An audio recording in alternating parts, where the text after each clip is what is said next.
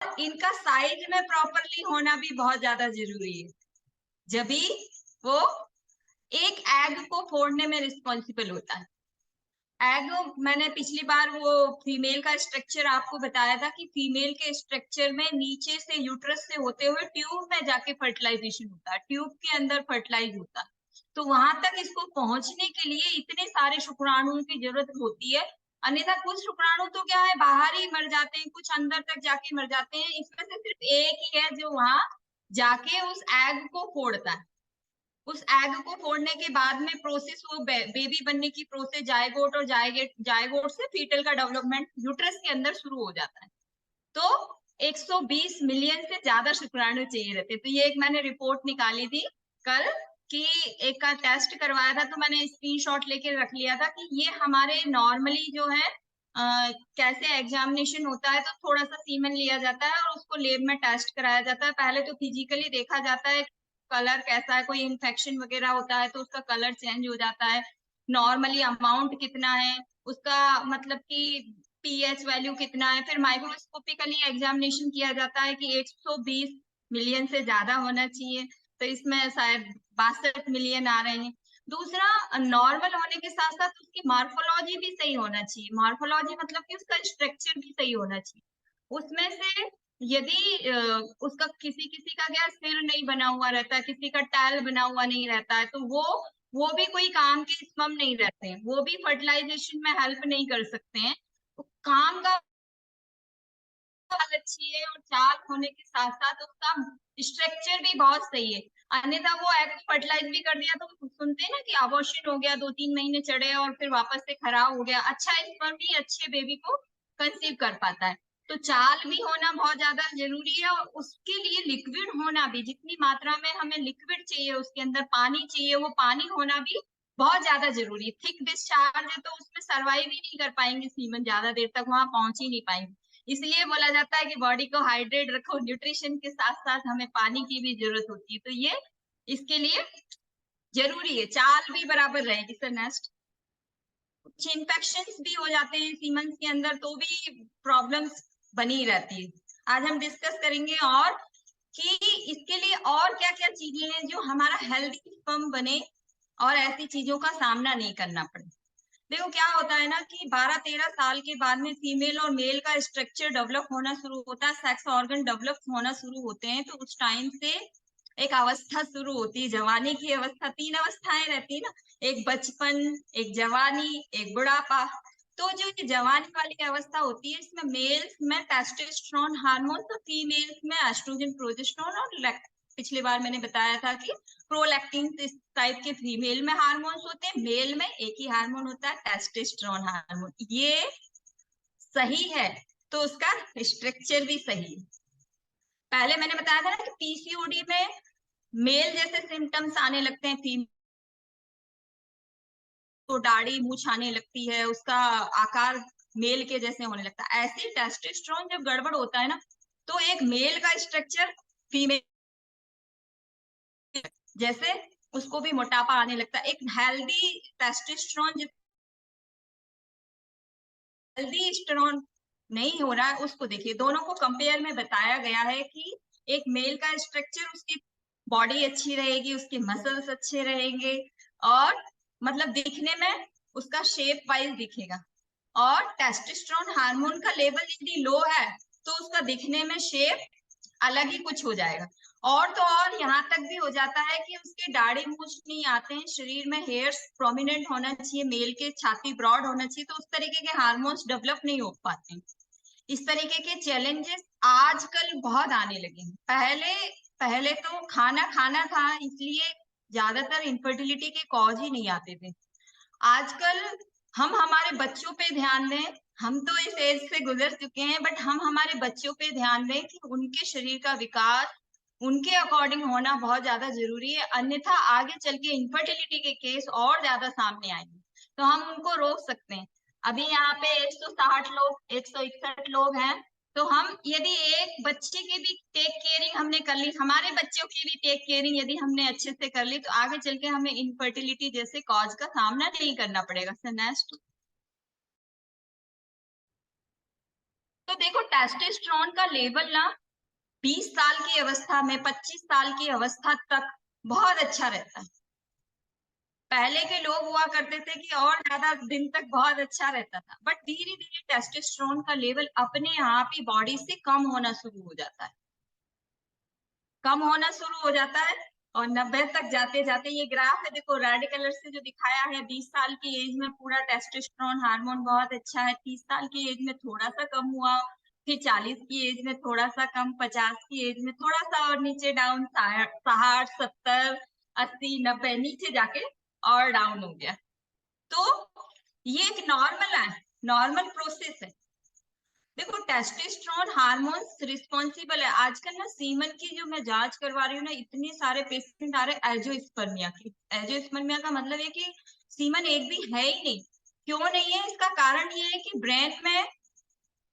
Brain से ही सारी चीजों का संचालन होता है। प्यूटिटरी ग्रंथि मैंने पिछली बार बताई थी, ब्रेन में एक प्यूटिटरी ग्रंथि होती है जो थायराइड ग्लैंड पे वर्क करती है। थायराइड ग्लैंड से मेल के अंदर जो ये टीएसएच और ये हार्मोन्स होते हैं, ये टेस्टिस के ऊपर जाके टेस्टोस्टेरोन हार्मोन कन्वर्ट करवाते हैं और स्पर्म बनने के लिए प्रोग्रेसिव होते हैं। तो आजकल इतने सारे ये कॉज आ रहे हैं, या तो ये हार्मोन्स का लेवल सही ये कॉज रहता है, या टेस्टिस में कोई प्रॉब्लम आ गई ये कॉज रहता है। बचपन में गलत जगह चोट लग जाती है तो कभी कभी शुक्राणु की नली दब जाती है, ये एक कॉज हो जाता है कि उसके स्पर्म बाहर नहीं निकल पा रहे और वो बेबी कंसीव करने में सहयोग नहीं कर पा रहा। ये एक कारण हो सकता है, टेस्टिस की प्रॉब्लम हो सकती है, या एक कारण ये हो सकता है कि उसको टेस्टोस्टेरोन हार्मोन्स का लेवल सही नहीं है। तो देखो टेस्टोस्टेरोन का जब हार्मोन्स का लेवल सही नहीं होता है ना, तो शरीर में अपने आप ही कुछ ऐसे चेंजेस दिखाई देने लगते हैं। 20-30 की साल की एज में ही यदि टेस्टोस्टेरोन का हार्मोन्स, आजकल जो खाना पीना है उसकी वजह से ये और जल्दी दिखाई देने लग गए। पहले तो क्या है कि इसका इफेक्ट 60-70 साल की एज में आता था। आजकल एक प्रॉब्लम और भी बहुत ज्यादा चल रही, प्रोस्टेट की प्रॉब्लम, जो कि 55 और 60 साल की एज में होती है। आपके परिवार में भी किसी को हुई होगी, है ना? सुना होगा कि 60 साल की एज होने आई और प्रोस्टेट का ऑपरेशन करवाना पड़ा। प्रोस्टेट क्या है कि जनरली एक ग्रंथि है जो कि फ्लूइड का सिक्रीशन करती है, मेल फ्लूइड का सिक्रीशन करती है। बट उसका जब काम थोड़ा कम हो जाता है ना, तो वो अपने आप में ही स्वेलिंग करने लगती है। वहां से क्या होता है, यूरिन की नली पास होती है तो यूरिन की नली को दबाने लगती है, बाथरूम रुक रुक के आने लगती है, ऐसे सिम्टम्स आने लगते हैं, बार बार बाथरूम की आदत बनी हुई रहती है।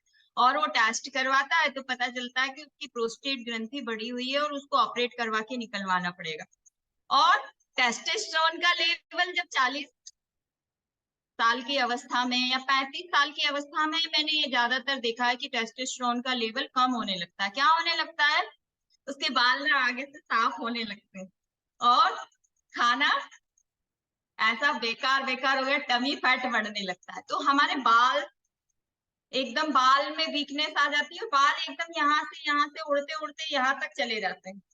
बहुत सारे पुरुषों को देखा होगा ना आपने कि उनके टमी फैट बाहर निकल आता है और मसल्स वीक हो जाती है। जो अभी पहले वाले स्ट्रक्चर में था वही इफेक्ट यहाँ पर बताया है कि उसका बैली फैट बढ़ जाता है, मसल्स वीक हो जाते हैं और वो डिप्रेशन, कंफ्यूजन होने लगता है उसको, मतलब डिजायरनेस आ जाती है, हर काम में उसका मन नहीं लगता है और चिड़चिड़ा सा हो जाता है। तो इसके लिए कहाँ जाते हैं, फिर डॉक्टर्स के पास जाते हैं कि मेरा दिमाग सही काम नहीं करता है, मेरा कहीं मन ही नहीं लगता है। और मतलब ये पेशेंट ना 25-30 साल की अवस्था में इतनी डिजायरनेस उसको फीलिंग आने लगती है जब टेस्टोस्टेरोन का हार्मोन्स का लेवल कम होता है, क्योंकि वो दूसरों से कंपेयर करता है कि मेरे अंदर उतनी एनर्जी नहीं है, मैं क्यों इतना वीक नजर आ रहा हूँ, वो तो इतना अच्छा है, वो तो इतना अच्छा है। समाज में इस तरीके की चीजें सामने आने लगती हैं। तो घर में डिस्कशन नहीं होता है, डॉक्टर्स के पास जाके डिस्कशन होता है और फिर डॉक्टर देता है सिर्फ नींद की दवाई, खाओ और सो। वो कुछ डॉक्टर्स तो बताते ही हैं, खैर आप अपनी लाइफ स्टाइल को ठीक करिए, आप अपने अच्छे मतलब मूड को सही करने के लिए जो भी कर सकते हैं वो सही करिए, आप प्रॉपरली एक्सरसाइज करिए, क्योंकि देखो एक्सरसाइज का रोल स्पर्म के अंदर जो स्पर्म है उसकी गतिशीलता को बढ़ाते हैं, बॉडी की गतिशीलता, बॉडी की फ्लेक्सिबिलिटी तो बढ़ती बढ़ती है, सीमन की फ्लेक्सिबिलिटी भी बढ़ती है, उसमें भी जो स्पर्म है वो अच्छे होते हैं। तो इस सारी चीजों का रोल हमारे शरीर से निकलता है। तो ये सारे कॉम्प्लिकेशन आने लगते हैं यदि टेस्टोस्टेरोन का हार्मोन्स का लेवल सही नहीं है। इनफर्टिलिटी की कॉज में वेरिकोसिल।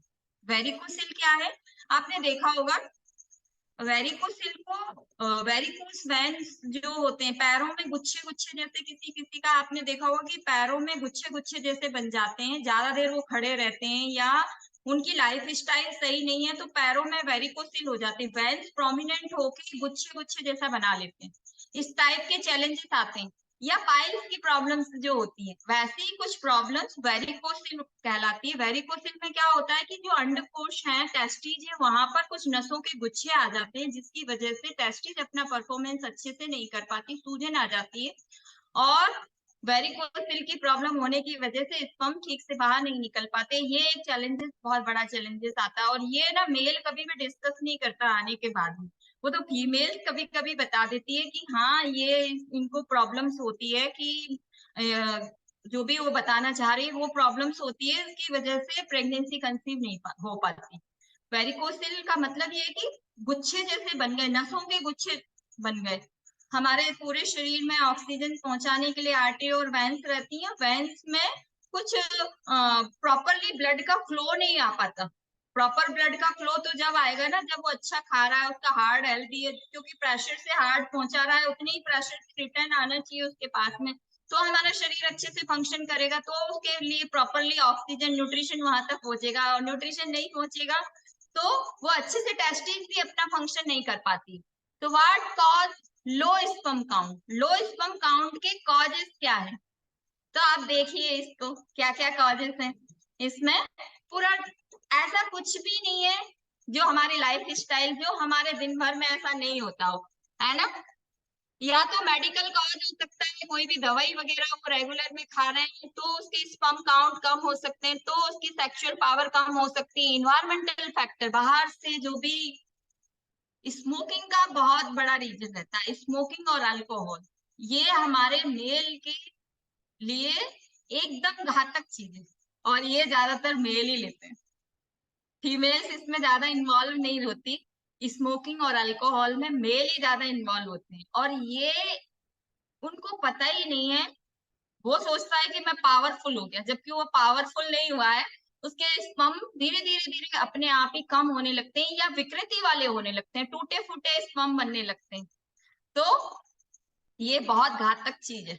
तो हमें हमारी लाइफ स्टाइल में इन सब चीजों को इन्वॉल्व नहीं करना है। सब चीज का इफेक्ट हमारे शरीर के ऊपर पड़ता है, कुछ भी हम खाते पीते हैं, हमारी लाइफ स्टाइल में कुछ भी हम ले रहे हैं बॉडी के अंदर जा रहे हैं, तो वो ऑर्गन्स पे इफेक्ट डालना नॉर्मल बात है ना। तो इसमें सभी कुछ दिया हुआ है कि यदि हमारी लाइफ स्टाइल सही नहीं है, लाइफ स्टाइल में हमारे ऐसे कुछ चैलेंजेस हैं तो हमें ऐसी प्रॉब्लम्स होती हैं। दूसरा जो है रिस्क फैक्टर में आते हैं जो कुछ भी खा लेते हैं, मतलब कि सिंपल फूड, कार्बोहाइड्रेट जो भी ले रहे हैं ना। पहले देखो, पहले क्या होता था, पहले ये मैदा के आइटम बनाना कोई जानता ही नहीं था, दूध दूध था, खाना खाना था। बट आजकल कुछ तो केमिकल आ ही रहा, पेस्टिसाइड्स फसलों में, गेहूं और इन सब में डल के आ ही रहा। और दूसरा हमने उसको बनाने की प्रोसेस बिल्कुल अलग कर दी और रखने की प्रोसेस बिल्कुल अलग कर दी। पहले फ्रिज तो होते ही नहीं थे ना, प्रिजर्वेटिव होते ही नहीं थे ना, तो ये सब बीमारियां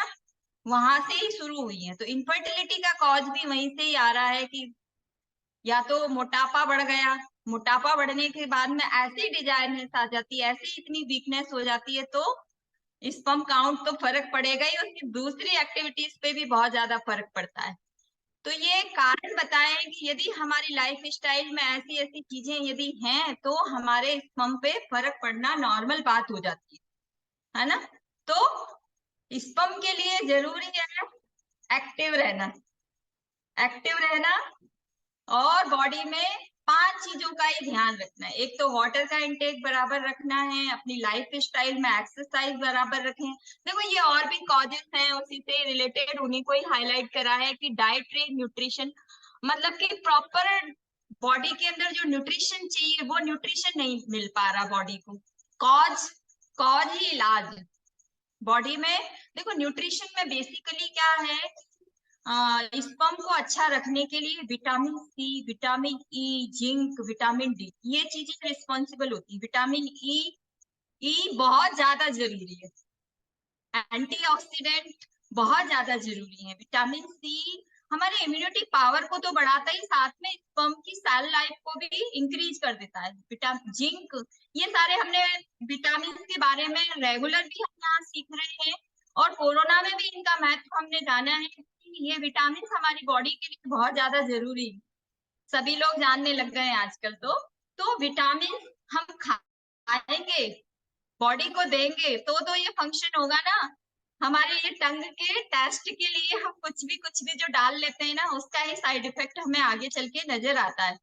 इसके आगे जो है इंक्रीज, देखो बीमारियां बढ़ने के पीछे रीजन यही है ना कि हम कुछ भी हमारी लाइफ स्टाइल में कुछ भी ले लेते हैं, कुछ भी उसका यूज कर लेते हैं बिना साइड इफेक्ट जाने।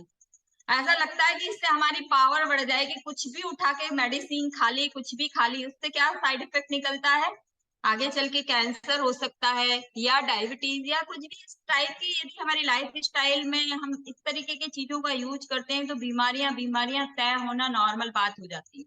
इसके अलावा इन्वायरमेंटल फैक्टर, वही सारी चीजों को रिपीट करा गया है इसमें कि एज फैक्टर हो सकता है। एज फैक्टर वही 50 साल के बाद में टेस्टोस्टेरोन का लेवल काफी डाउन हो जाता है।